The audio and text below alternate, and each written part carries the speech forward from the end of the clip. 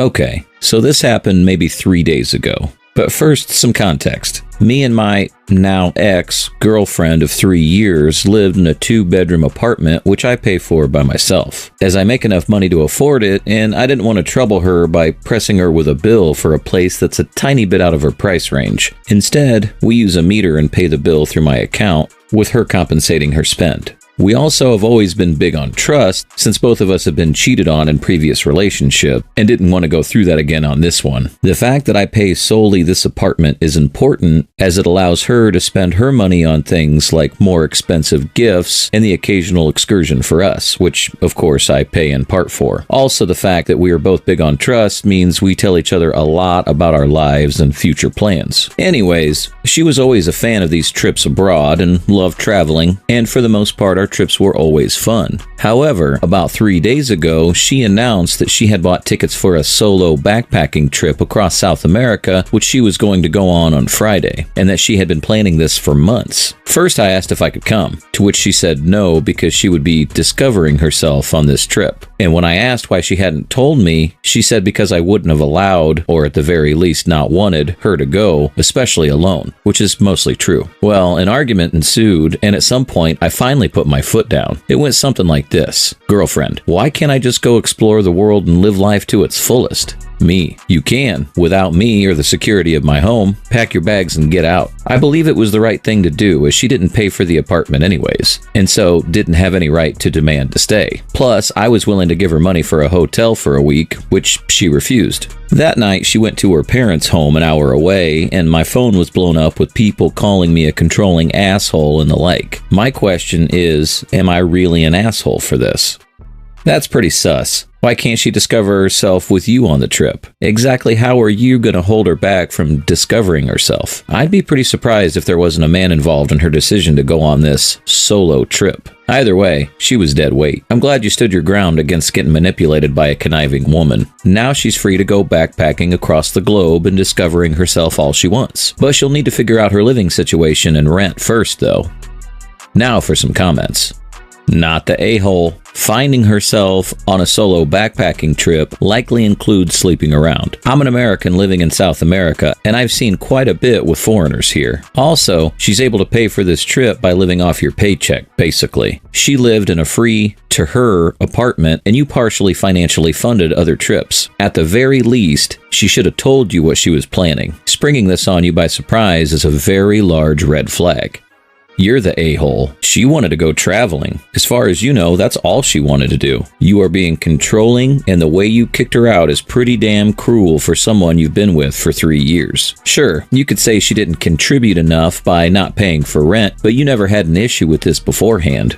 You're the a-hole. Are y'all kidding? I get if you're concerned for her safety, but it seems like you and everyone else is simply assuming she's a dirty hoe about to go screw an entire continent without knowing shit about her. She's a freaking adult OP, and last I checked, most adults enjoy having time to themselves sometimes and shouldn't have to ask permission for that. If she paid for the trip, if you paid for no part of it, you are being controlling, telling her how she's allowed to spend her own money and time. You're the asshole, hands down. Grow the fuck up and be less controlling. How dare you sit there and tell her you have no problem paying for the apartment if you're only going to hold it against her and use it as leverage? That isn't a loving, caring, generous partner. That is someone giving you a gift so they can use it to guilt you. Story 2.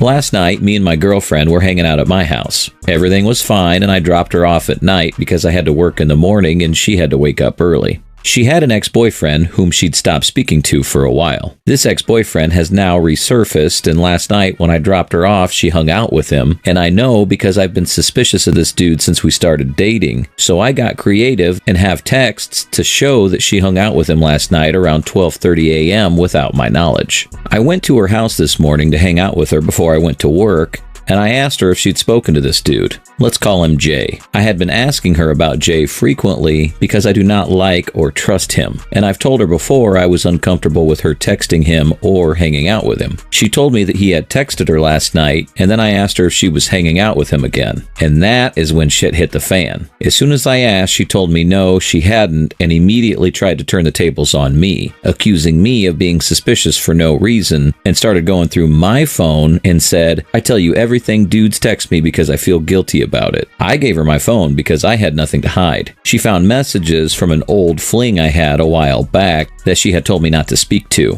And several times she said, next time a dude messages me, I won't give him an excuse. I'll just hang out with him. And you're awfully friendly with her. I hope you like her because she might be your only hope. Some of the messages I told her about, and some I did not. That's on me. She, of course, got angry and told me over and over how she couldn't trust me and why I was talking to her when she told me not to. This girl sent me a message over Facebook asking a computer question. I answered her and was friendly with her because I had nothing against the girl, and we chatted back and forth a bit, and at one point she asked me to hang out. I gave her an excuse and didn't text her much after that. I told her I had a girlfriend, but it was later in the convo. After my girlfriend was done yelling at me, I texted the girl in questions that I had a girlfriend I cared about very much and we couldn't speak anymore. What troubles me the most is how the tables turned very quickly the moment I bring Jay up, and instead of arguing with her, I sat there and took it because I didn't want to argue with her because I knew she lied to me already and anything I said would have fallen on deaf ears, and was what appeared to me that she was hiding something and got mad at me to put the situation in her favor. As with our previous arguments, she proceeded to call me a liar, douchebag, etc. I had to go to work, so I couldn't keep talking to her about this, but I've been thinking about this whole situation, and to be honest, I agree. I shouldn't have talked to this girl, but she shouldn't have been talking to Jay. When I asked her why she was talking to him, she told me that I never told her to stop and said, "You're uncomfortable with it? What's that even mean?" I told her it means that I didn't like it, and that alone should have been enough for her to not do it. Not the case. I frankly hope she just dumps me so she can feel like she won and I can move on and away from her, and from the sounds of it, she's either going to do that or just continue to talk to Jay and other dudes while we're dating. I'm literally at the end of my rope, and everything was fine until last night,